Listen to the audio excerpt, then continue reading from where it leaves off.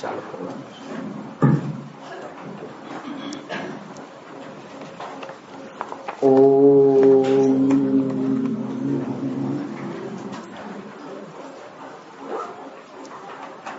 Chanting કરવાની સામાન્ય પદ્ધતિ એવી હોય કે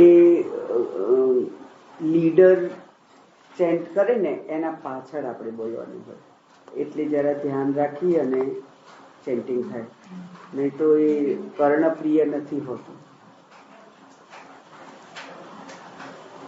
ઓમ નમો બ્રહ્માદિભ્યો બ્રહ્મ વિદ્યા સંપ્રદાય કર્તૃભ્યો વંશર્ષિભ્યો મહદ્ભ્યો નમો ગુરુભ્યઃ સર્વોપપ્લવરહિત પ્રજ્ઞાનઘન પ્રત્યગર્થો બ્રહ્મૈવાહમસ્મિ બ્રહ્મૈવાહમસ્મિ.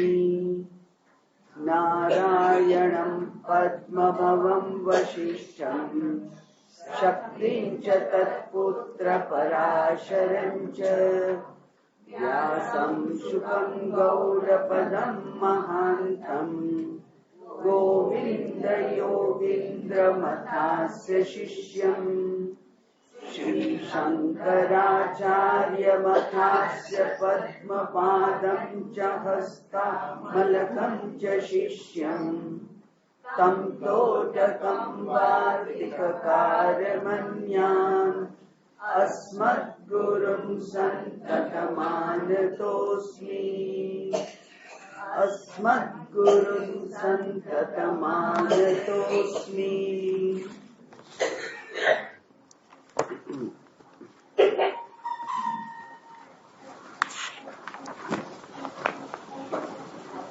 ગઈકાલે આપણે જોયું કે શિષ્યએ ગુરુને પ્રશ્ન પૂછ્યો, બહુ યોગ્ય એટીટ્યુડથી, યોગ્ય શબ્દો વાપરીને એમનું જે વ્યક્ત કરવાની જે રીત હતી એ પણ ખૂબ સારી હતી અને ગુરુ એનાથી પણ પ્રસન્ન થયા.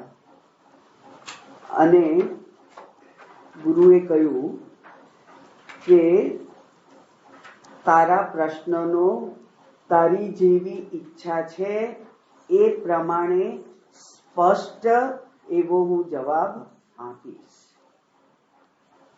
તત ઇતિ, આ તે છે એ પ્રમાણે, એટલે કે સ્પષ્ટ, એમાં કોઈ ગૂંચવણ ના રહે, કોઈ મિસઅન્ડરસ્ટેન્ડિંગ ના થાય, એમ્બિગ્યુઇટી ના રહે, એવી રીતે હું તને જવાબ આપીશ.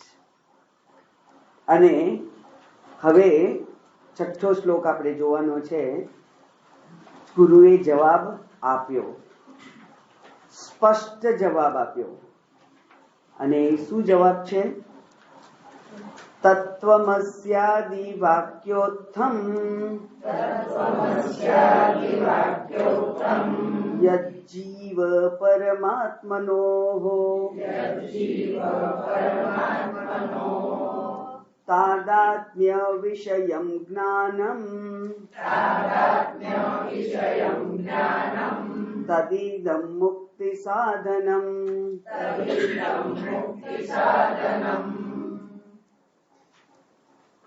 શિષ્યએ શું પ્રશ્ન પૂછેલો? ભવ બંધનમાંથી હું મુક્ત કેવી રીતે થઈ શકું એનો ઉપાય બતાવો. ભવ બંધન આપણે બરાબર સ્પષ્ટ સમજ્યા હતા એનું રિવિઝન કરી લઈએ. ભવ એટલે હોવું, અને ભવ એટલે પછી અમુક હોવાની ઈચ્છા, એ પણ ભવ છે. એટલે જેને સાદા શબ્દોમાં કહેવાય કે મારે આવું થવું છે. કારણ કે આપણા બધાનો સામાન્ય અનુભવ છે કે હું જે છું એનાથી મને સંતોષ નથી. એટલે પેલી ફેર એન્ડ લવલીની એમનું વેચાણ ચાલુ જ રહે. તો હું જે છું એ મને પસંદ નથી, એનાથી કંઈક જુદું થવું છે મારે. અને એવું જો હું થઉં થોડુંક આગળ તો એનાથી પણ વધારે. એટલે કે આ એવી દોટ છે, એવી દોડ છે કે જે કદી પૂરી થતી નથી. જેના માટે બહુ સરસ ઇંગ્લિશ ફ્રેઝ છે, એને કહેવાય લાઈફ ઓફ બીકમિંગ. મારે આમ થવું છે, આમ થવું છે, ડિગ્રી વધારવી છે, સંબંધ વધારવા છે, યશ વધારવો છે, પદવી વધારવી છે, કીર્તિ વધારવી છે, વૈભવ વધારવો છે, સુખ સગવડ વધારવી છે. ગમે તેવું સરસ આપણને ઘર દેખાતું હોય ત્યારે રિનોવેશન ચાલતું હોય, વધારવું છે કંઈક ને કંઈક. એ ભાવ છે અને એ જ બંધન છે. જો પૂર્ણતાની અનુભૂતિ થાય તો પછી કંઈ કરવાનું આપણે રહેતું નથી. એટલે એ જ બંધન છે જે આપણને દોડતા જ રાખે છે. અને જ્યારે દોડી નથી શકતા ત્યારે મન એટલો ઉદ્વેગ અનુભવે છે કે એ પણ સુખદ સ્થિતિ નથી. એટલે ભવ બંધન એ છે, અને એમાંથી મુક્તિની આ શિષ્યને ઈચ્છા છે. અને અહીંયા સ્પષ્ટ ઉપાય એનો બતાવ્યો. કયો ઉપાય બતાવ્યો? તત્વમસ્યાદિ વાક્યોત્થમ. તત્વમસી વગેરે એટલે આપણે 4 જોયા હતા વાક્યો, મહાવાક્યો. અને 4 મહાવાક્યો કયા કયા છે એની પણ આપણે બરાબર સમજૂતી મેળવી. તત્વમસ્યા એ ઉપદેશાત્મક વાક્ય છે. ઉપદેશથી પછી એનું ફળ અનુભવમાં આવવું જોઈએ. એ અહમ બ્રહ્માસ્મિ એ અનુભવાત્મક વાક્ય છે. પ્રજ્ઞાનમ બ્રહ્મ એ કેવું વાક્ય છે? એ બોધ છે, એ અનુસંધાન કરાવે છે. જે બાહ્ય ચૈતન્ય છે એ બાહ્ય ચૈતન્ય જ આ પ્રત્યક્ષ ચૈતન્ય છે, એનું જે અનુસંધાન કરાવે છે એવું અનુસંધાનાત્મક વાક્ય છે. અને અયમ આત્મા બ્રહ્મ નિર્દેશ કરે છે. અને અયમ એટલે આ, જેને આપણે આંગળી અડકી અને બતાવાય તે આ અયમ આત્મા બ્રહ્મ. તો બ્રહ્મ જો શબ્દ તમને એમ લાગતો હોય કે તો બહુ મોટો છે ને ક્યાંક હશે, તો ક્યાંક હશે આમ જોવાની જરૂર નથી. એ ક્યાં છે? અયમ આત્મા બ્રહ્મ. આત્મા શબ્દ વાપરો કે બ્રહ્મ વાપરો, એક જ છે એવું શાસ્ત્ર કહે છે. અને ખરેખર તો એ ચૈતન્ય માટે કોઈ શબ્દ વાપરી શકાય એમ નથી, પણ વિદ્વાનોએ સમજાવવા માટે શબ્દો વાપરવા પડે. અને એ શબ્દોને વળગી તમે ના રહો, બુદ્ધિ તમારી એ શબ્દને જ વળગી ના રહે અને એનો માત્ર ઉપદેશ ગ્રહણ કરી અને શબ્દને છોડી દે, એવી આ વેદાંતના શિક્ષણની પદ્ધતિ છે. એટલે અહીંયા કહ્યું તત્વમસી વગેરે, એટલે કે 4 એ 4. અને 4 નહીં, બીજા જે 15-50 તમારા વાંચવામાં આવે, સાંભળવામાં આવે, એ બધા જ એ વાક્યથી ઉત્થમ એટલે એનાથી ઉત્પન્ન થયેલું જે જીવ એટલે કે જીવાત્મા અને પરમાત્મા એ બેનું જ્ઞાન, પણ કેવું જ્ઞાન?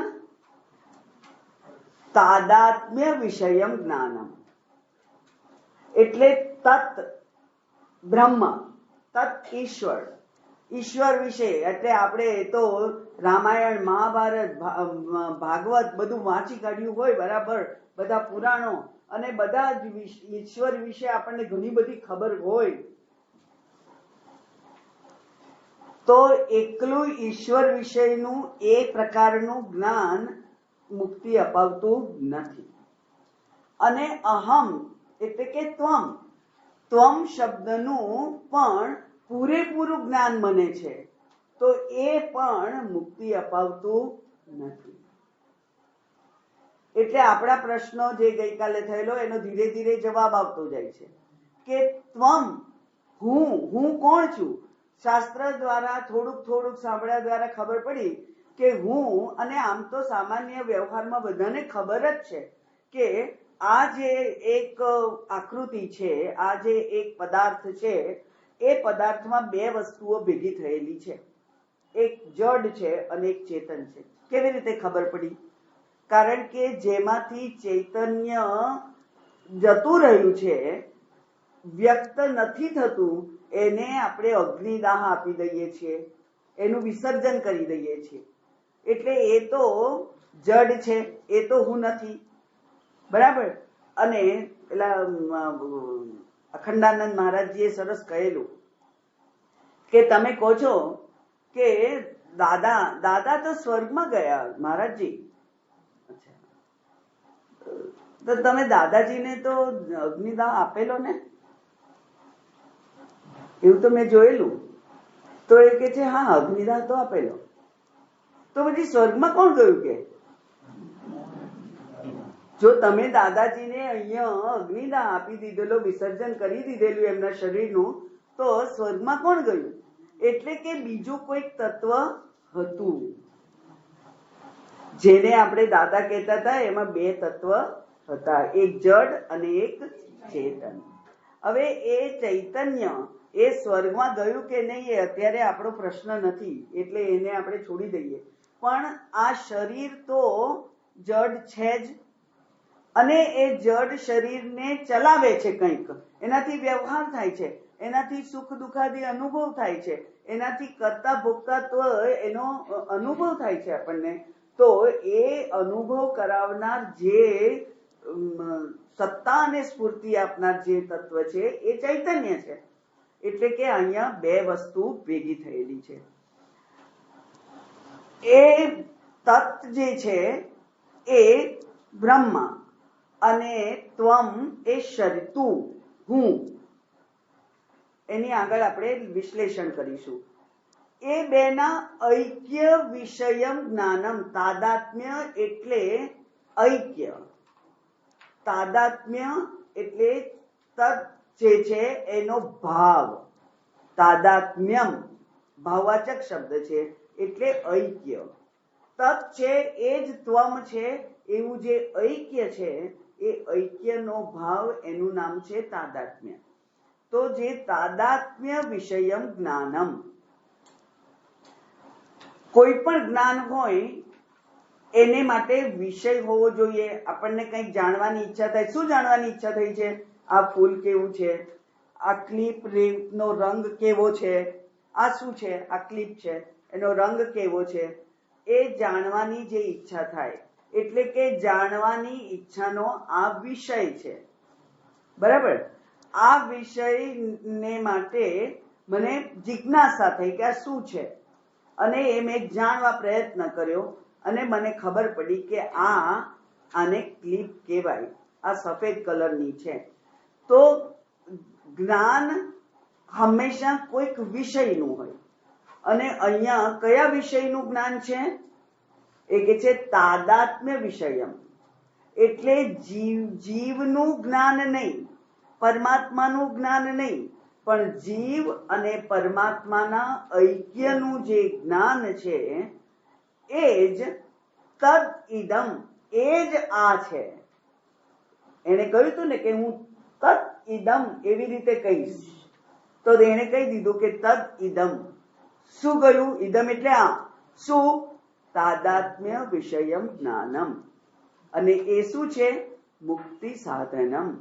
એ મુક્તિનું સાધન છે. સાધન બે પ્રકારના હોય. એક સાક્ષાત સાધન હોય, એટલે કે અહીંયા કહ્યું ઐક્ય વિષયમ જ્ઞાનમ, બરાબર. એને ઉદાહરણથી સમજીએ તો ભૂખ લાગી છે,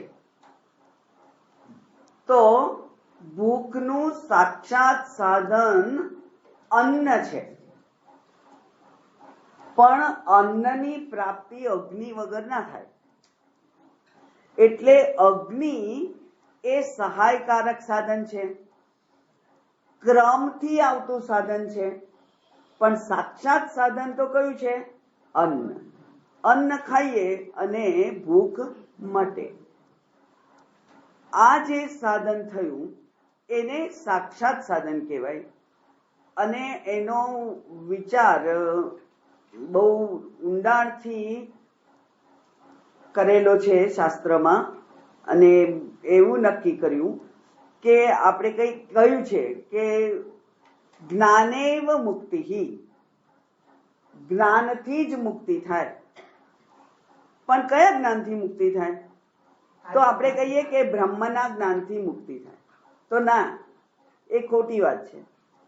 બરાબર, બ્રહ્મના જ્ઞાનથી મુક્તિ ના થાય, પણ બ્રહ્મ અને જીવ એ બેનું ઐક્ય બતાવતું જે વાક્ય છે, જેને મહાવાક્ય કહીએ છીએ, એ મહાવાક્યના જ્ઞાનથી મુક્તિ થાય એવું વિચાર સાગરમાં બહુ લાંબો વિચાર કરેલો છે. અને અંતે આ એનું ફળશ્રુતિ છે કે મહાવાક્યના જ્ઞાનથી જ, ઐક્યના જ્ઞાનથી જ તાદાત્મ્ય, કારણ કે મહાવાક્ય તાદાત્મ્ય બતાવતા જ વાક્યો છે, અને એટલે એનાથી મુક્તિ થાય. એ મુક્તિનું સાધન છે. તો તત્વમસી એટલે કે તે તું છે ઇત્યાદિ વાક્યો ના શ્રવણથી જન્મેલું જ્ઞાન મુક્તિ સાધન છે. પણ એ કયું જ્ઞાન છે?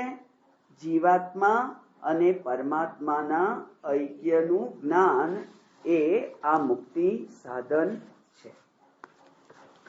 તો આ શિષ્યના પ્રશ્નનો સીધો જવાબ મળી ગયો. હવે જો શિષ્યને ખબર ના પડતી હોય કે આ જીવાત્મા અને પરમાત્માનું ઐક્ય એટલે શું, કારણ કે ગઈકાલે જ આપણે જોયું કે આ તો સમીકરણ છે, ઇક્વેશન છે. અને સમીકરણ કોના માટે અહીંયા જરૂરી છે? આપણે જોયું હતું કે બે દેખીતી રીતે સરખા વસ્તુઓ હોય એના માટે સમીકરણ કરવાની જરૂર નથી. બે દેખીતી રીતે વિરુદ્ધ હોય એના માટે સમીકરણ કરી શકાય નહીં. તો કોના માટે કરવું પડે? જે દેખીતી રીતે જુદા દેખાય અને છતાંય સરખા હોય. એટલે કે એ દેખીતી રીતે એટલે કે પ્રત્યક્ષ પ્રમાણથી. આ પ્રત્યક્ષ પ્રમાણથી જે જુદા દેખાતા હોય પણ ખરેખર જુદા હોય નહીં, એવું જે હોય એના માટે સમીકરણ કરવું પડે. તો આ મહાવાક્ય એ સમીકરણ કરે છે અને બે દેખીતી રીતે જુદા છે. એટલે કે અત્યારે આજના સ્ટેજ ઉપર આપણને જો આ ના સમજાતું હોય કે ભાઈ આ ઈશ્વર અને હું બે એક સરખા કેવી રીતે હોય, બરાબર ને? અને આપણે બધાનો એ વિષય છે જ, એ પ્રશ્ન છે જ. આપણે તો વેદાંતનું શ્રવણ કર્યું છે એટલે થોડીક સમજ આવી છે, પણ નહીં તો આ પ્રશ્ન છે જ. અને મારો એક સ્ટુડન્ટ હતો, એને પછી થોડી ઘણી ચર્ચા, કારણ કે એ થોડો ભક્તિમાં મય હતો, અને પછી એને થયું કે આમને રસ છે. તો એ કે મેં કહ્યું કે ના ના, હું જ પરમાત્મા. અરે રે કે આ તો કેવું પાપ છે કે હું ભગવાન જેવું કહેવાતું હોય. એટલે પછી મેં કહ્યું કે જવા દે, હવે તું તો હરે રામ હરે કૃષ્ણમાં જાય છે અને હું શંકરાચાર્યજી પાસે જઉં છું, એટલે મારો ને તારો મેળ નહીં પડે, આપણે આની ચર્ચા નથી કરવી. એટલે પરંપરામાં તમે સાંભળ્યું હશે, જોયું હશે, આંખ ખુલ્લી રાખીને ચારે બાજુ આપણને દેખાય છે કે મોટા ભાગે દ્વૈતવાદીઓ જ છે.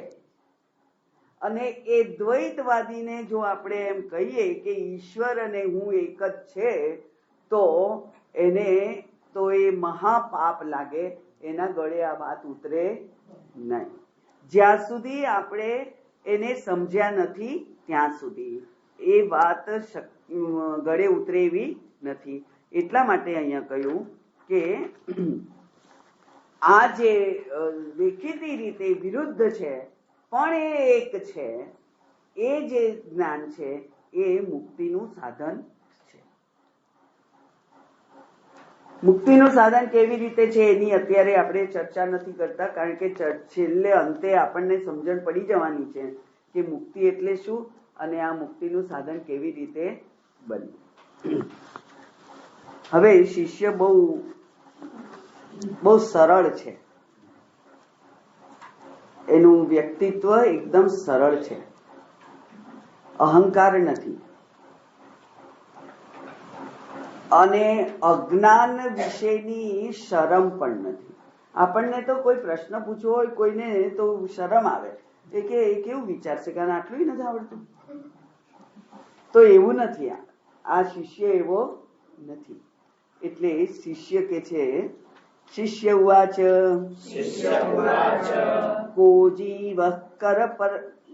को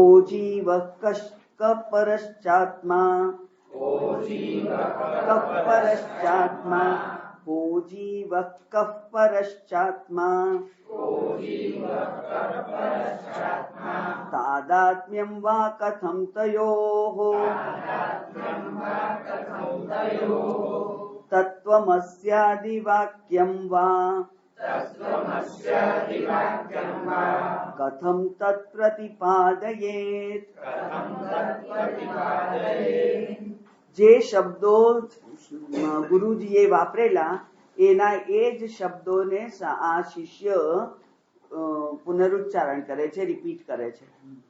ઉપર કહ્યું તું જીવ પરમાત્મા તત્વમસી તાદાત્મ્ય, આવા બધા શબ્દો વાપર્યા છે. એટલે શિષ્ય કે છે કે આ જીવ કોણ છે? ક જીવ, જીવ કોને કહેવાય? કહ પરશ્ચ આત્મા, પરમાત્મા કોને કહેવાય? તાદાત્મ્યમ વા તયોઃ કથમ, એ બેનું એકપણું કેવી રીતે હોય? પરમાત્મા અને જીવાત્મા દેખીતી રીતે જુદા, એ બેનું એકપણું કેવી રીતે હોય? અને તત્વમસ્યાદિ વાક્ય, તત્વમસી વગેરે વાક્યો એનું એટલે કે ઐક્યનું પ્રતિપાદન કેવી રીતે કરે છે એ સમજાવો. તત્ પ્રતિપાદયે, શું તત્વમસી મહાવાક્ય આ જીવ અને પરમાત્મા બેનું ઐક્ય કેવી રીતે કરી બતાવે છે એ સમજાવો. જીવ કોણ છે? વ્યાખ્યા આપી દઉં, વ્યાખ્યા યાદ રાખવી સહેલી પડે. એટલે આ જે એક વ્યષ્ટિ છે, એક આ આકૃતિ છે, આ હું છું, એમાં 5 વસ્તુઓ છે. સ્થૂળ શરીર, સૂક્ષ્મ શરીર, કારણ શરીર, બરાબર? 3 શરીર. અને એ 3 શરીરને સત્તા અને સ્ફૂર્તિ આપનાર ચૈતન્ય. ચૈતન્ય સર્વવ્યાપી છે એટલે અહીં પણ છે, બરાબર ને? શિષ્યએ કહેલું કે ધ્યાન આપીને સાંભળજે તો આવડશે. ચૈતન્ય સર્વવ્યાપી છે એટલે અહીં પણ છે, પણ સર્વવ્યાપી છે તો આ ટેબલમાંય છે, પણ તો ટેબલ ને સત્તા અને સ્ફૂર્તિ એવી મળતી નથી. એટલે જે ચૈતન્ય છે એનું પ્રતિબિંબ પડે છે એ અહીંયા છે. એટલે અહીંયા બે પ્રકારના ચૈતન્ય છે. એક સર્વવ્યાપી બધે જ છે એટલે અહીં નથી એવું કહેવાય નહીં, પણ બધે છે એ હંમેશા કાર્યાન્વિત કરે એવું નથી. એ ચૈતન્યનો આપણને અનુભવ ના થાય. ગઈકાલે આપણે જોયું હતું કે વિદ્યુત છે એવું કેવી રીતે કહેવાય? કોઈક ઉપકરણ, કોઈક સાધન એ બતાવે ત્યારે એમ કહેવાય કે ચૈતન્ય અહીંયા છે, વિદ્યુત અહીંયા છે. એવી રીતે આ જે ચૈતન્ય સર્વવ્યાપી છે એનું પ્રતિબિંબ ઝીલનાર કોઈક કોમ્પિટન્ટ વસ્તુ અહીંયા છે, અને એ છે સૂક્ષ્મ શરીર. કેમ સૂક્ષ્મ શરીર છે? કારણ કે સૂક્ષ્મ શરીર પંચ મહાભૂતના સત્વાંશમાંથી બનેલું છે, એટલે શુદ્ધ છે, શુભ્ર છે, એ રિફ્લેક્ટિંગ મીડિયમ છે. જેવી રીતે મારું પ્રતિબિંબ અહીંયા અહીંયા અહીંયા અહીંયા બધે પડે છે, પણ મને દેખાતું નથી. તો મને ક્યાં પ્રતિબિંબ દેખાય છે? જ્યાં અરીસો છે ત્યાં મને પ્રતિબિંબ દેખાય છે. એટલે અરીસા જેવી શુદ્ધ શુભ્ર ચળકતી સપાટી હોય ત્યાં પ્રતિબિંબ દેખાય. પ્રતિબિંબ બધે જ પડે છે. દિવાલ ઉપર મારું પ્રતિબિંબ પડે છે, પણ આપણને દેખાતું નથી. એટલે એ પ્રતિબિંબ એ બિંબ છે જે ચૈતન્ય સર્વવ્યાપી છે એનું પ્રતિબિંબ ઝીલી શકે એવું એક માધ્યમ આ જે સંઘાત છે એમાં છે, અને એ છે સૂક્ષ્મ શરીર, જેને અંતઃકરણ કહીએ છીએ. અને 4 નામ છે એના: મન, બુદ્ધિ, ચિત્ત, અહંકાર. આ મન, બુદ્ધિ, ચિત્ત, અહંકાર નામની 4 વસ્તુઓ નથી, એક જ વસ્તુ છે. પણ જ્યારે એ સંકલ્પ વિકલ્પનું કાર્ય કરે ત્યારે એને મન કહેવાય છે. જ્યારે એ નિશ્ચયનું કાર્ય કરે ત્યારે એને બુદ્ધિ કહેવાય છે. જ્યારે એ સ્મરણનું કાર્ય કરે ત્યારે એને ચિત્ત કહેવાય છે. અને ચોથો છે હુંપણું, અહંકાર. તો જ્યારે જ્યારે જેવી રીતે બ્રહ્મા વિષ્ણુ મહેશ એક જ છે. સર્જન કરનાર છે એને બ્રહ્મા કહેવાનું, જે પાલન કરે છે એને વિષ્ણુ કહેવાનું, જે લય કરે છે એને શિવ કહેવાનું, શંકર કહેવાનું. તો બ્રહ્મા વિષ્ણુ મહેશ એક જ છે, શક્તિ એક જ છે, કાર્યના જુદા જુદા છે. એટલે કાર્ય પ્રમાણે એના નામ આપ્યા છે. એ પ્રમાણે અંતઃકરણના 4 નામ આપ્યા છે. અને એટલે કેટલીક વખત શાસ્ત્રમાં તો એટલા માટે ગુરુની જરૂર પડે કે ત્યાં મન લખેલું હોય, પણ આપણે વાંચવાનું હોય બુદ્ધિ, સમજવાનું હોય બુદ્ધિ, કારણ કે ત્યાં જરૂર હોય નિશ્ચયની. એટલે એ મન લખેલું ભલે દેખાય, પણ ત્યાં આપણે સમજવાનું છે બુદ્ધિ. તો એવું કહેનાર કોણ હોય? એનું કહેનાર જે પરંપરાથી જાણે છે, જે તે હોય. એટલે એ કે છે જીવ કોણ છે? એ કે છે, આપણે કહીએ, હવે આપણે સમજીએ કે જીવ એટલે કોણ. તો 3 શરીર જેના છે, રિફ્લેક્ટિંગ મીડિયમ છે, અને ઓરિજિનલ કોન્શિયસનેસ છે, શુદ્ધ ચૈતન્ય છે. શુદ્ધ ચૈતન્ય, ચિદાભાસ એવું એનું નામ છે, અથવા પ્રતિબિંબિત ચૈતન્ય એવું એનું નામ છે. અને એની સાથે 3 શરીર છે. 3 શરીર વિવેકથી જાણ્યું છે કે એ જડ છે. ચૈતન્ય ચેતનતા આપનાર છે, પણ ચેતનતા આપનારનો જે ફ્યુઝ છે, કનેક્ટિંગ જે પોર્શન છે, એ છે સૂક્ષ્મ શરીર. બરાબર? તો આ 5 વસ્તુ એટલે જીવાત્મા.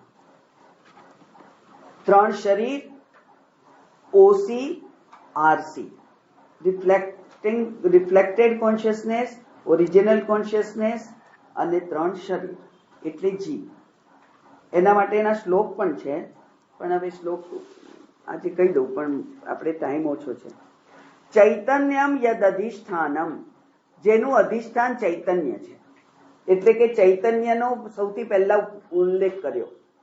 ચૈતન્ય એટલે શુદ્ધ ચૈતન્ય, શુદ્ધ બ્રહ્મ.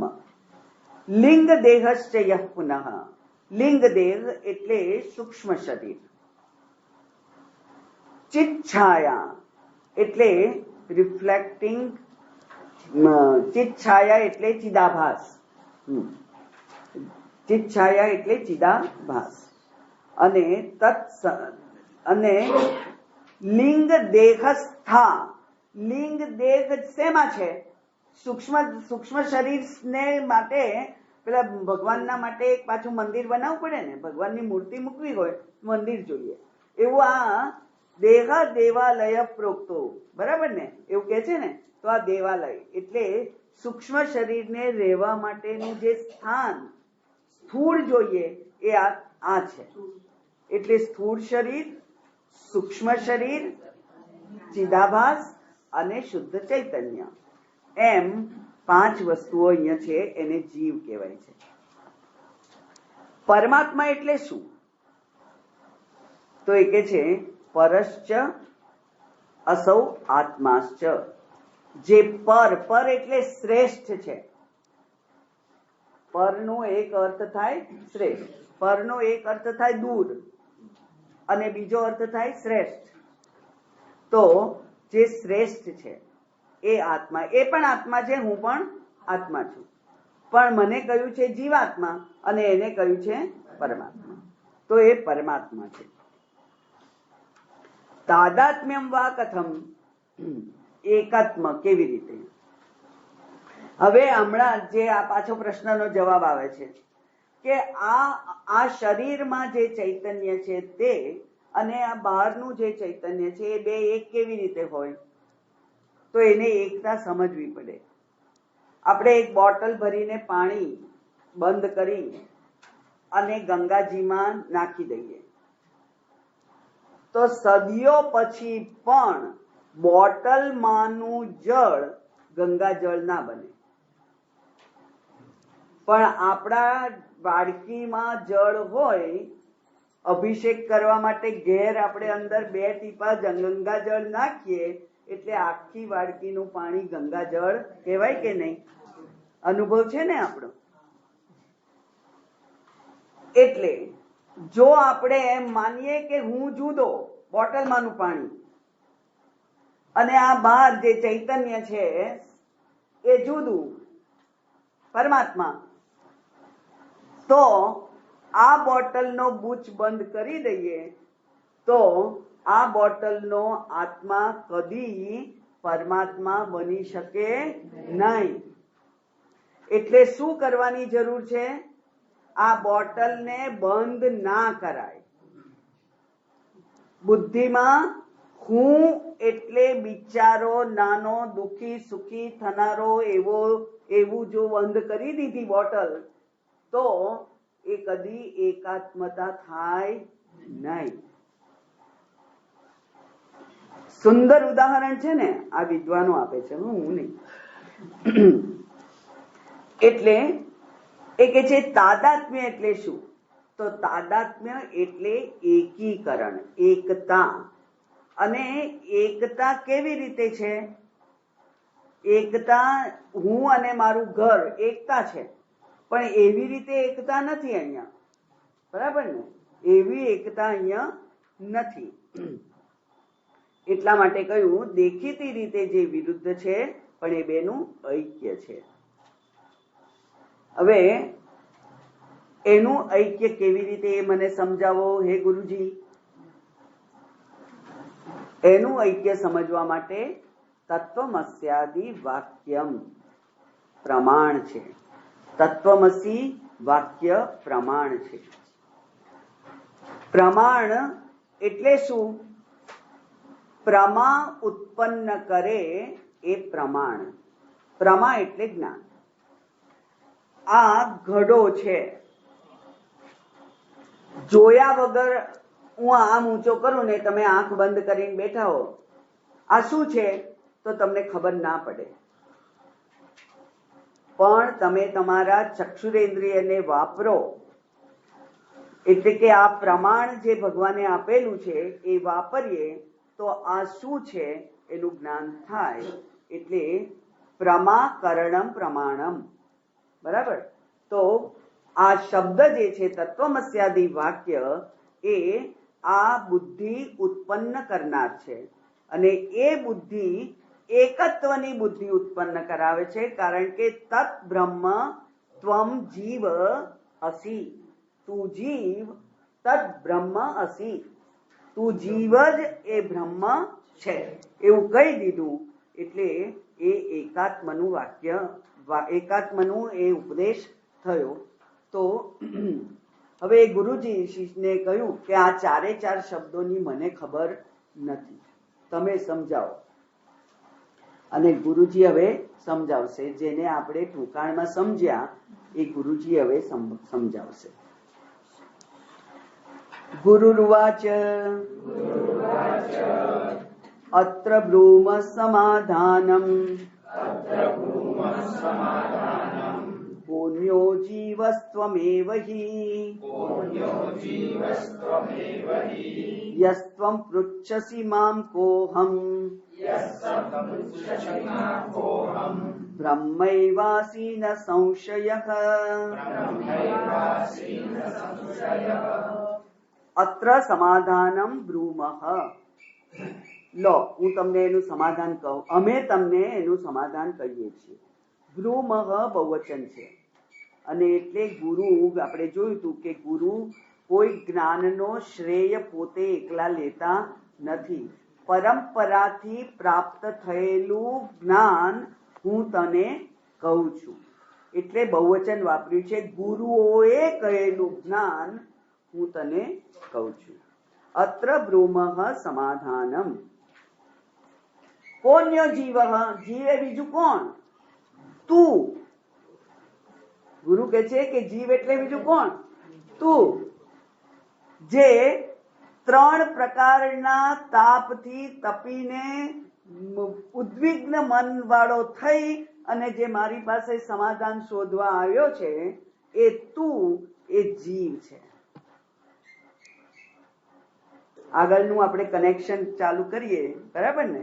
તો 3 પ્રકારના તાપથી તપેલો ઉદ્વિગ્ન મન વાળો અને સમાધાન શોધવા વાળો, ભવબંધનમાંથી મુક્તિ ઈચ્છનારો એવો જે તું મારી પાસે આવ્યો છે અને મને પૂછે છે કોહમ, હું કોણ છું? એ તું, એ જ જીવ. અને બ્રહ્મૈવાસી, અને એ તું જ બ્રહ્મ. અને એમાં ન સંશય, એમાં કોઈ સંશય નથી. સીધું જ કહી દીધું. અને એટલે જેવી રીતે હમણાં જ કાલે જ કોઈ કહેતું હતું અમારામાંથી કે ભાઈ તને કે તું તો આનંદ સ્વરૂપ છે, તો આપણને ગુસ્સો આવે એના પર કે કેટલું દુઃખ છે મને, તમને શું ખબર પડે? બધી પ્રકારના દુઃખ છે એટલે ગુસ્સો આવે ને અંદરથી. તો તું આનંદ સ્વરૂપ છે એવું જયારે કહ્યું ત્યારે આપણને ખબર નથી કે હું આનંદ સ્વરૂપ છું. અને એટલે વિરોધાભાસ દેખાય છે. મારી સ્થિતિ જે મને અનુભવાય છે તે અને મારું સ્વરૂપ જે શાસ્ત્ર મને કહે છે એ બેમાં વિરોધ છે. અને એટલે આપણને ગુસ્સો આવે કે આ તો આનંદ સ્વરૂપ કહે છે પણ મારું દુઃખ હું જ જાણું. ને શું ખબર? ગુરુજી સીધું જ કહી દે છે કે તું જીવ અને તું જ બ્રહ્મ. બરાબર? ત્વમેવ જીવ ત્વમેવ બ્રહ્મ.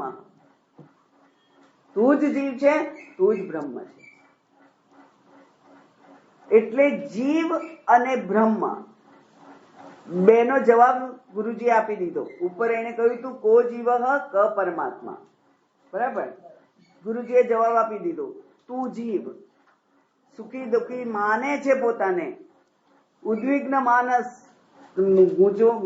ગભરાઈ ગયો છે, ઉદ્વેગ થઈ રહ્યો છે તને, એ તું જીવ અને તું જ બ્રહ્મ છે. એવું ગુરુજીએ જવાબ આપી દીધો. અને એ જવાબને હવે ગુરુજી સમજાવશે. પણ શિષ્ય બહુ વિચક્ષણ છે, બહુ બહાદુર છે, બહુ હિંમતવાન છે. શિષ્ય પ્રશ્ન પૂછે છે. શિષ્ય ઉવાચ પદાર્થમેવ જાનામિ નાદ્યાપી ભગવન સ્ફુટમ અહમ બ્રહ્મેતિ વાક્યાર્થમ પ્રતિપદ્યે કથમ વદ. કે છે હે ભગવાન, હે ગુરુજી, પદાર્થમ એવ ન અદ્યપી સ્ફુટમ જાનામિ. સ્ફુટમ એટલે સ્પષ્ટ. પદાર્થ, પદસ્ય અર્થ પદાર્થ.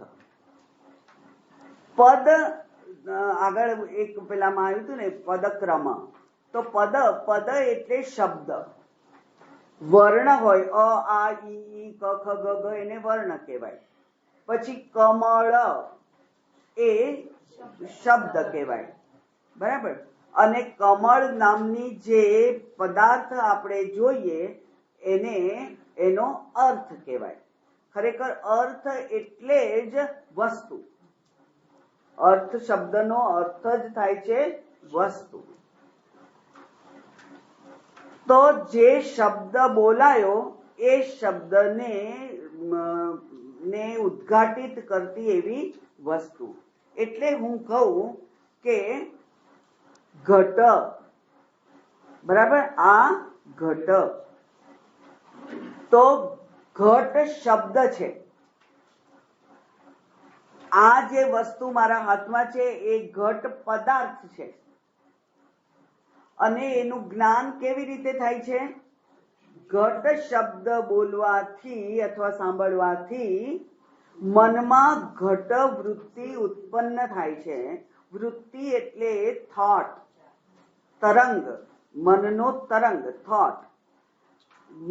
ઘટ વૃત્તિ ઉત્પન્ન થાય અને પછી ચક્ષુરેન્દ્રિયથી જે પદાર્થ જોયો એને મન દ્વારા સમજ્યો, મનની વૃત્તિ દ્વારા, અને આ શું છે એનું જ્ઞાન આપણને થયું. તો મોટા ભાગના જ્ઞાન મનોવૃત્તિથી થાય છે. મનની વૃત્તિ ના હોય તો જ્ઞાન થતું નથી.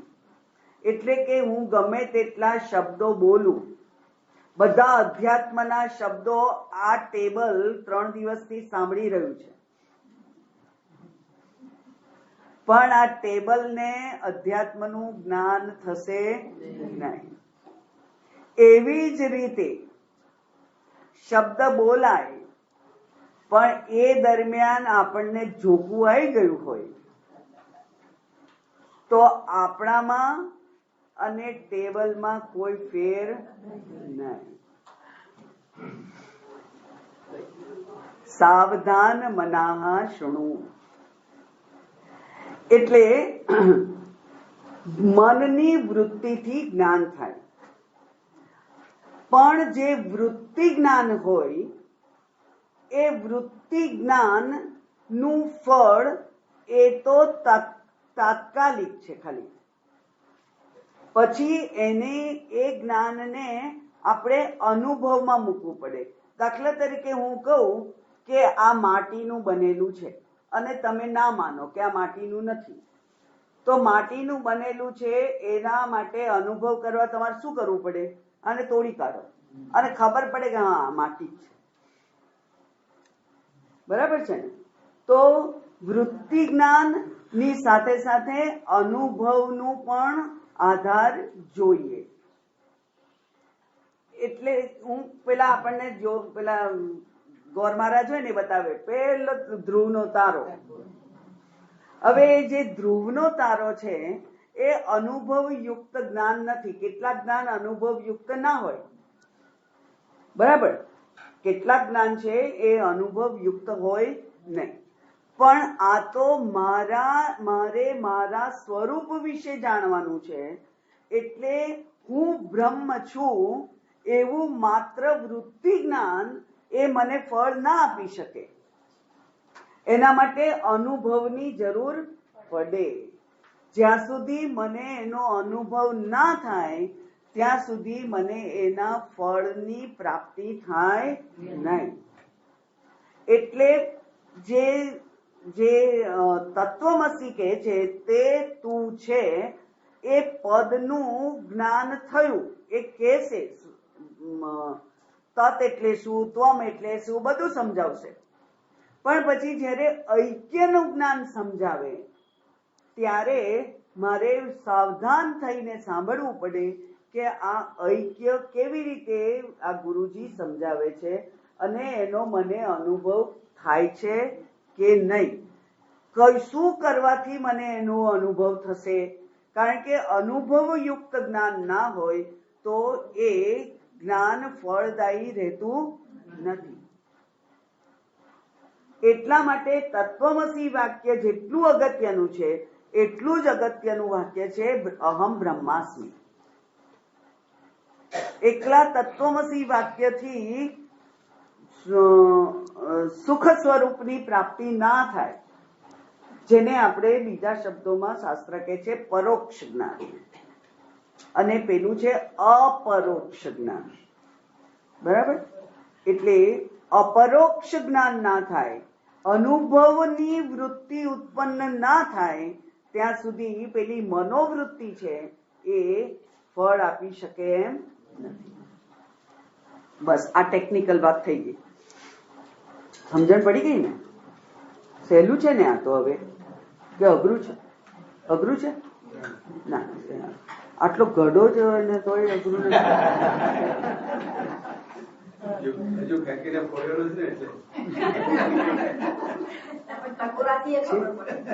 છેક થી લઈ આવ્યો છે અહીંયા ઉત્તરકાશી ની સફર કરવા સમજાવવા માટે. ઓકે. શિષ્ય કે છે કે મને તત એટલે શું ખબર નથી, જીવ એટલે શું ખબર નથી, સોરી ત્વમ એટલે શું ખબર નથી, જીવ એટલે શું એ ખબર નથી, તત એટલે શું એ ખબર નથી, પરમાત્મા એટલે શું એ ખબર નથી. તો પછી તાદાત્મ્ય એટલે ખબર નથી. મને પદના અર્થ જ એટલે તત ત્વમ અસી ત્રણ પદ છે એ વાક્યમાં, તો મને જો શબ્દનો અર્થ જ ખબર ના હોય તો વાક્યનો અર્થ કેવી રીતે ખબર પડવાની છે? એટલે આપણે જોયું હતું. અને આપણા વ્યવહારમાં પણ એવું જ હોય ને કે કોઈ ધારો કે કોઈ ફોરેનર આવે એટલે ઇંગ્લિશમાં કંઈક 2-4 વાક્ય બોલી જાય, થોડું ઘણું સમજણ પડે. પણ એ થોડા ઘણામાંથી 2-3 શબ્દો જો તમને સમજણ ના પડે તો એ શું કહેવા માંગે છે એની આપણને સમજણ પડે નહીં. બરાબર. એ જ પ્રમાણે અહીંયા પણ પેલો શિષ્ય બહુ નિખાલસતાથી કહે છે કે મને શબ્દોના અર્થ જ બરાબર ખબર નથી. તો આપણે તો આગળ કહેતા હતા કે શિષ્ય તો થોડું સાવ અબુધ નથી, એને થોડું ઘણું ખબર છે અને એ સમાધિ સંપત્તિ સંપન્ન છે, એ વિવેક વૈરાગ્ય યુક્ત છે એવું આગળ કહેલું છે. અને ગુરુજીએ એના વખાણે કરેલા, તો એને કેમ ખબર નથી? જેવી રીતે આપણને ખબર છે ને હું કોણ છું એવું ખબર નથી, આપણને ખબર છે. શાસ્ત્ર કહે છે કે તને જે તું કોણ છે એ ખબર છે એ ખોટી સમજ છે, અધૂરી સમજ છે તને. એટલે જે પદનો અર્થ શિષ્યને ખબર હશે એ શબ્દનો અર્થ શાસ્ત્રમાં એના કરતા કંઈક જુદો થતો હોય એવું બને ને. એટલે એ કેમ થાય છે એવું આપણને ખબર છે અને આપણે આગળ ચર્ચા કરીશું. પણ જીવ કોણ, હું કોણ, હવે હું કોણ એ કોહમ એ મને નથી ખબર. મને ખબર છે હમણાં કોઈ પૂછે કે તમે કોણ, એટલે આપણે બાયોડેટા કહી દઈએ ફટાફટ, બરાબર. તો હું કોણ છું એ જે મને ખબર છે એ સાચી ઓળખ નથી. એરોનિયસ ઇન્ફોર્મેશન છે આપણી પાસે એ ભૂલ ભરેલી સમજ છે આપણને, જેનો અધ્યાસ થયેલો છે. શાસ્ત્રના શબ્દોમાં શંકરાચાર્યજીના ભાષ્યના શબ્દો પ્રમાણે કહીએ તો આપણને અધ્યાસ થયેલો છે.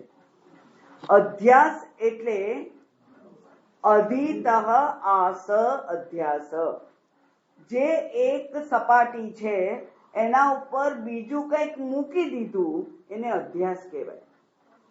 રજ્જુ છે એના ઉપર મનથી કલ્પિત એવો સર્પ આપણે મૂકી દીધો એટલે આપણને આ સર્પનું જે જ્ઞાન થયું એને અધ્યાસ કહેવાય.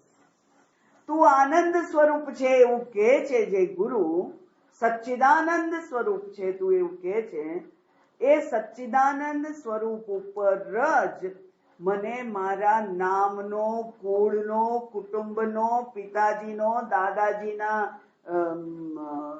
મોટા નામનો, કીર્તિનો અધ્યાસ થઈ ગયેલો છે. એ અધ્યાસ, ખોટી સમજ દૂર કરીએ એટલે સાચી સમજનો તો પાયો છે. અધિષ્ઠાન એટલે એ તો એના ઉપરનું ચણતર કરેલું છે આપણે. એ ચણતર આપણે ખોટું કર્યું એટલે ખોટી સમજ છે.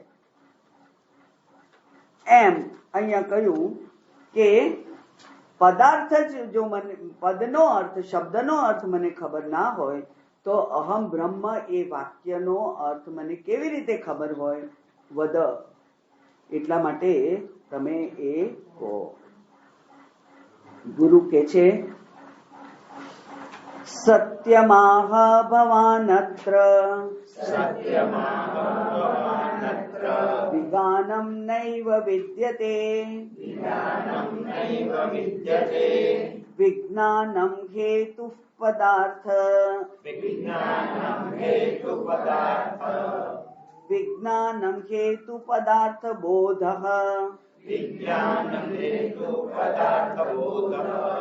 વાક્યાર્થ અવગતેરિહ વિજ્ઞાનમ હેતુ પદાર્થ બોધો હિ વાક્યાર્થ અવગતેરિહ હેતુ પદાર્થ બોધો હિ વાક્યાર્થ અવગતેરિહ. સત્યમાહ ભવાન, ભવાન આપ. ગુરુ શિષ્ય માટે માનવાચક સંબોધન કરે છે. ત્વમ નથી કહેતા, એ કે છે ભવાન. ગુરુને શિષ્ય માટે માન છે. કેમ માન છે? કારણ કે અજ્ઞાન સ્થિતિ એનાથી સહન નથી થતી અને જ્ઞાનની પ્રાપ્તિ માટે જે આવ્યો છે તે. એટલે કે સત્યને જાણવાની જિજ્ઞાસાથી જે ગુરુ પાસે આવ્યો છે અને નિખાલસતાથી પોતાના અજ્ઞાનને એ ગુરુ સમક્ષ રજૂ કરે છે, એટલે ગુરુને એના માટે માન થયું છે.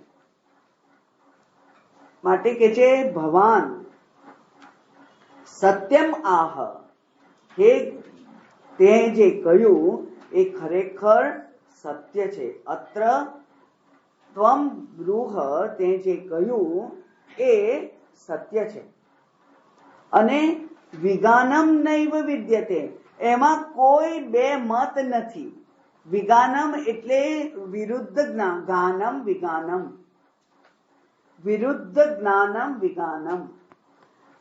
અને ગાનમ એટલે કહેવું, પ્રશંસા, બોલવું. તો એમાં આ જે તે કહ્યું એમાં કોઈ બે મત નથી. જે તે કહ્યું એ સાચું છે. શું સાચું છે? કે શબ્દનો અર્થ ના આવડે તો વાક્યનો અર્થ ના જ સમજાય. બરાબર? મેં કોઈને કહ્યું તમે સૂપ લેશો? હવે બિચારાને સૂપ એટલે શું એવું ખબર નહીં. તે શું હા કે ના કે? બરાબર ને? આ શબ્દનો અર્થ ના જાણવા માટે જે દ્વિધા ઉભી થાય, ના જાણવાને લીધે જે દ્વિધા ઉભી થાય, એનું ઉદાહરણ માત્ર લાંબુ છે પણ બસ એ કે છે કે તે જે કહ્યું એ સાચું છે કે શબ્દનો અર્થ ના આવડે તો વાક્યનો અર્થ ના આવડે.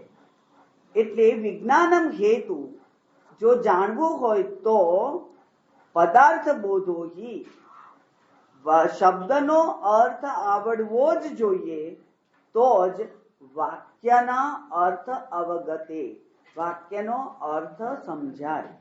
એટલે તારું વાત કેવી તદ્દન સાચી છે કે શબ્દનો અર્થ આવડે તો જ વાક્યનો અર્થ આવડે. અને એટલે હવે ગુરુજી આ જે શબ્દો વાપર્યા, કયા શબ્દો? જીવ, પરમાત્મા, તાદાત્મ્ય અને તત્વમસી, એ બધા શબ્દો વારાફરતી સમજાવશે. એટલે કે આ વાક્ય વૃત્તિનું જે બોધ છે એની શરૂઆત અહીંથી થાય છે. આપણે વેદાંતમાં જુદું કંઈ સાંભળતા નથી. બધું જે આપણને ખબર છે એ જ સ્વામીજી પણ એ જ કહેતા હોય છે, શ્રુતિબેન એ જ કહેતા હોય છે, હું એ જ કહેતી હોઉં છું, અને ભગવદ્ ગીતા એ કહે છે, ઉપનિષદ એ જ કહેતું હોય છે. તો એ જ અહીંયા થોડાક જુદા શબ્દોથી, થોડાક જુદા દ્રષ્ટિકોણથી એ જ કહેલું છે કે અનાત્મા એટલે શું ને આત્મા એટલે શું. બરાબર?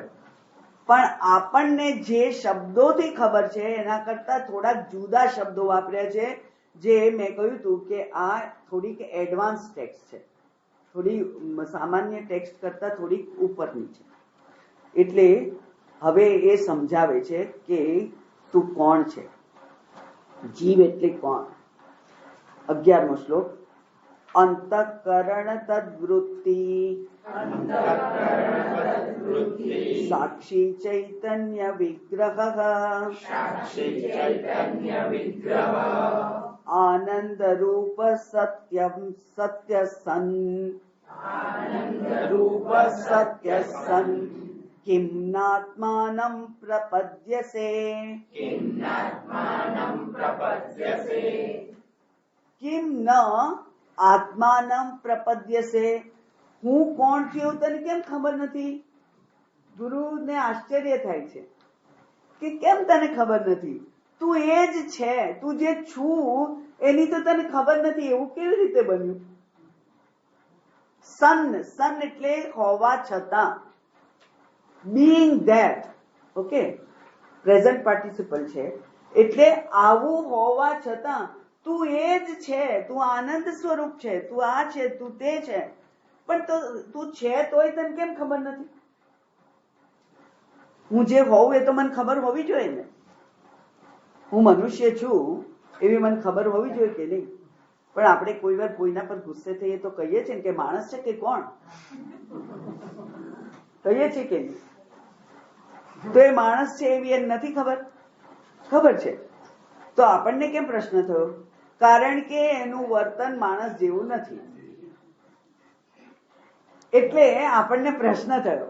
અને આપણે પૂછીએ છીએ માણસ છે કે કોણ તું? ગુરુ અહીંયા કહે છે કે અરે તું આવો છે, તું હોવા છતાં તને ખબર નથી. તો ગુરુ શું હોવા છતાં એટલે કે છે તો જીવ, કારણ કે આગળ એના માટે ગુરુએ શું શબ્દ વાપર્યો?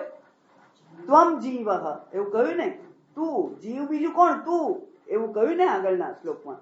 તો હવે એ જીવ એનું ગુરુજી અહીંયા વર્ણન કરે છે શાસ્ત્રના શબ્દોમાં. એ કહે છે કે અંતઃકરણ તદ્વૃત્તિ સાક્ષી ચૈતન્ય વિગ્રહ આનંદ રૂપ સત્ય સન. તું સત ચિત્ત આનંદ સ્વરૂપ છે. હોવા છતાંય તને કેમ ખબર નથી? હવે આ શબ્દો સમજીએ આપણે. અંતઃકરણ એટલે મન વગેરે. હમણાં જ આપણે જોયું. આજે મેં સમજાવી દીધું એનું એ જ છે અંતઃકરણ. પછી તદ્વૃત્તિ, મનની વૃત્તિ. વૃત્તિ એટલે વિચાર. ઘટ વૃત્તિ, બરાબર? ઘટ વૃત્તિ, ક્લીપ વૃત્તિ, પટ વૃત્તિ, ટેબલ વૃત્તિ. તો આ વૃત્તિ એટલે જે જ્ઞાન આપવાનું જે સાધન છે તે. એટલે અંતઃકરણમાં ઊભી થતી અંતઃકરણ અને તેની વૃત્તિ એટલે કે મનોવૃત્તિ, એનો તું સાક્ષી છે. અને સવારે જ આપણે સાક્ષી વિશે થોડુંક સાંભળ્યું. કોઈ વાર મને ગૂંચવણ ઉભી થઈ જાય છે કે મારે કહેવાનું બધું જો સ્વામીજી કહી દેશે તો હું શું કહીશ. સાક્ષી, સાક્ષી એને કહેવાય છે જે કોઈક બનાવ બને એમાં સંડોવાયેલો ના હોય, એમાં ઇન્વોલ્વ ના હોય, પણ એને એ જોયું હોય. બરાબર? એટલે એનો અર્થ શું થયો કે જે બનાવ બન્યો છે તે અને જે જોનાર છે તે, એ બે વચ્ચે અંતર છે, દેશરૂપી અંતર છે. આ કે છે કે તું મનોવૃત્તિનો સાક્ષી છે. હવે મન પણ હું જ છું. જાઓ જાઓ, તમારે જે કરવું. મન પણ હું જ છું અને એને જોનાર પણ હું જ છું. બરાબર છે? મન પણ હું, મનમાં ઊભી થતી વૃત્તિ પણ હું, અને એ વૃત્તિને જોનાર પણ હું જ. મન જડ છે. જડમાંથી ઉત્પન્ન થતી મનની વૃત્તિ જડ છે. પણ જડ છે એવું કહેનાર કોઈ ચેતન હોવું જોઈએ ને. તો એ મનમાં જે મન તું છે, મનની વૃત્તિ તું છે, અને એ વૃત્તિને જોનાર ચેતન પણ તું જ છે. બરાબર? આ તો બહુ સહેલું છે. હવે સહેલું છે કે નહીં? ખાલી એને સમજવા માટે થોડીક મહેનત કરવી પડે. મન, મનની વૃત્તિ અને વૃત્તિને જોનાર, એ ત્રણેય તું જ છે. અને એને કહ્યું ચૈતન્ય વિગ્રહ. વિગ્રહ, વિગ્રહ કોને કહેવાય?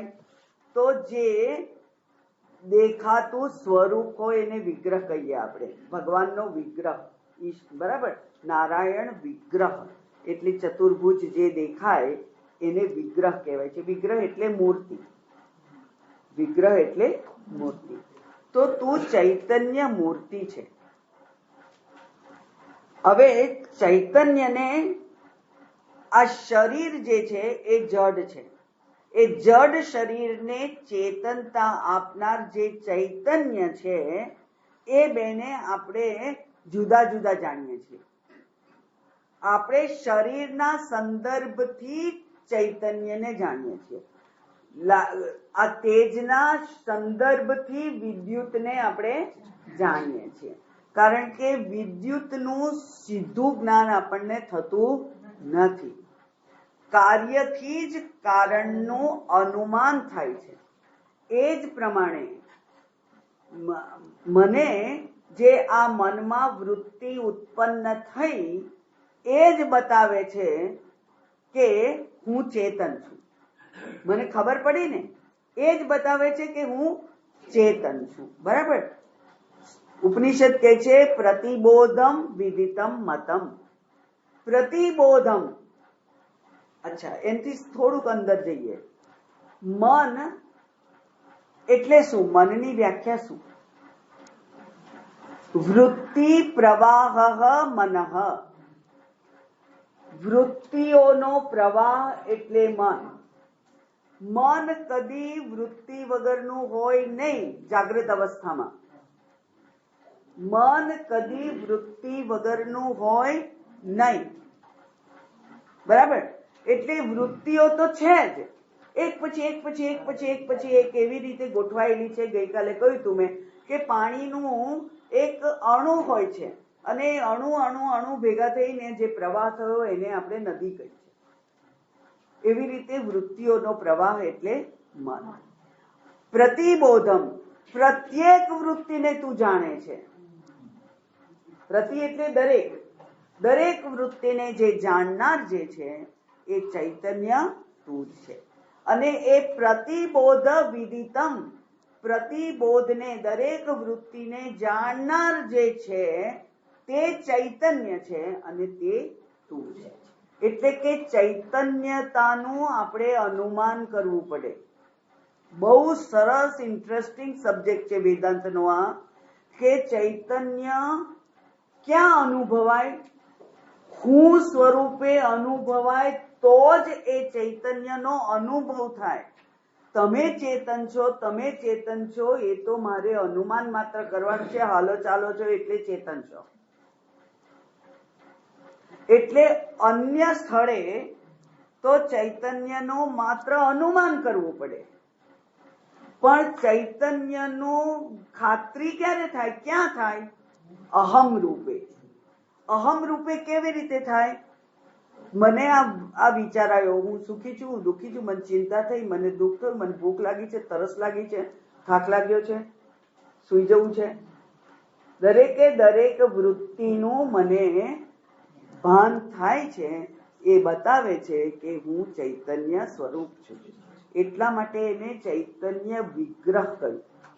અંતઃકરણ એટલે કે જે ચળકતી સપાટી છે, રિફ્લેક્ટિંગ મીડિયમ, એમાં ઊભી થતી વૃત્તિઓ અને એ વૃત્તિના સાક્ષી તું. સાક્ષી હંમેશા ચેતન હોય, બરાબર ને? સાક્ષી ચેતન એ ચૈતન્ય, અને એ ચૈતન્ય મિશ્રિત નથી, વિગ્રહ છે એનો તું. મૂર્તિમંત ચૈતન્યનો અનુભવ તને હું રૂપે જ થાય છે. એ તું જે તું છે તે. અને એ કેવો છે? આનંદ રૂપ, જે આનંદ છે. કેમ આનંદ રૂપ છે? કારણ કે મને જે કંઈ અનુભવ થાય છે એ મને જ્ઞાન આપનાર છે. એ સુખનો અનુભવ હોય કે દુઃખનો અનુભવ હોય, પણ એ મને જ્ઞાન આપનાર છે. અને જ્ઞાન હંમેશા આનંદ આપે. આપણને કંઈ આવડી જાય તો કેવો આનંદ થાય છે? સોડુકું ભરતા હોઈએ અને એક વસ્તુ ના આવડે અને પછી એ આવડી જાય તો કેવો આનંદ થાય છે? આનંદ એ તારું સ્વરૂપ છે. એટલે કે વૃત્તિ જ્ઞાન નહીં, અને વૃત્તિથી ઉત્પન્ન થતો વિષય આનંદ પણ પેલા આનંદને કારણે વ્યક્ત થાય છે. એટલે જ આનંદમય વાતાવરણ હોય પણ એમાં આપણને ઊંઘ આવી જાય, વૃત્તિ ઉત્પન્ન નથી થતી, તો આનંદ સ્વરૂપ હોવા છતાં પણ આનંદની અભિવ્યક્તિ થતી નથી. એવી એનાથી ઊંધું, ઊંઘમાં એક પણ વૃત્તિ નથી અને છતાંય આનંદ છે. આનંદ છે એવું તો બધા એગ્રી થાય. ઊંઘમાં આનંદ છે એ બતાવે છે કે વિષય આનંદ, નૈમિત્તિક આનંદ એ પેલા સ્વરૂપ આનંદને કારણે અનુભવાય છે. એટલે વૃત્તિ આપણને એમ થાય કે ના ના બધું કઈ આમ સારું કઈ ખાવા મળે તો આનંદ થાય, સારું જોવા મળે તો આનંદ થાય, સારું વાતાવરણ હોય તો આનંદ થાય. તો એવું તો જે આપણે કરીએ છીએ એ વિષય આનંદ એ તો માત્ર નિમિત્ત છે અને એ કાયમ રહેતો નથી. એટલા જ માટે આપણને દોડતા રાખે છે. એક આનંદ પૂરો થયો ને બીજો જોઈએ, બીજો પૂરો થયો ત્રીજો જોઈએ, કંઈક શોધ્યા કરીએ આપણે.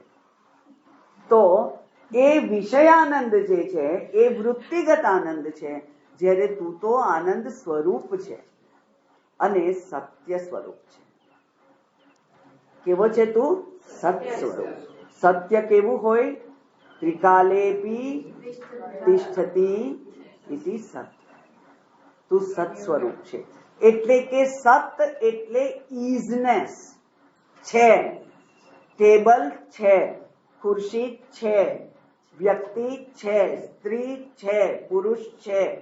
તો જે છે અને અજ્ઞાન છે, અભાવ છે, તો જે છે એ સત છે. તો તું સત સ્વરૂપ છે, ચિત્ત સ્વરૂપ છે, આનંદ સ્વરૂપ છે. એવો હોવા છતાં પણ કેમ આત્માનમ ન પ્રપદ્યસે? આત્માને તું કેમ જાણતો નથી? એટલે કે આટલું સ્પષ્ટ છે ને તોય તું નથી જાણતો. કઈ નહીં, ચાલ ત્યારે હું સમજાવીશ.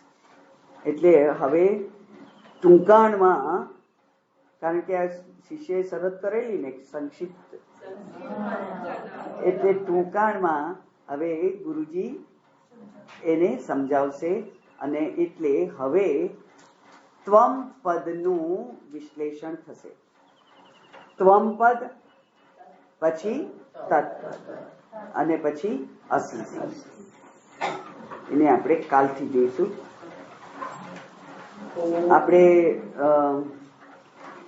આપણે જો આ પૂરું કરવું હોય તો થોડીક ધીરજથી થોડુંક લાંબુ બેસવું પડશે. ઓમ પૂર્ણમદ પૂર્ણમિદં પૂર્ણાત પૂર્ણમુદચ્યતે પૂર્ણસ્ય પૂર્ણમાદાય પૂર્ણમેવાવશિષ્યતે.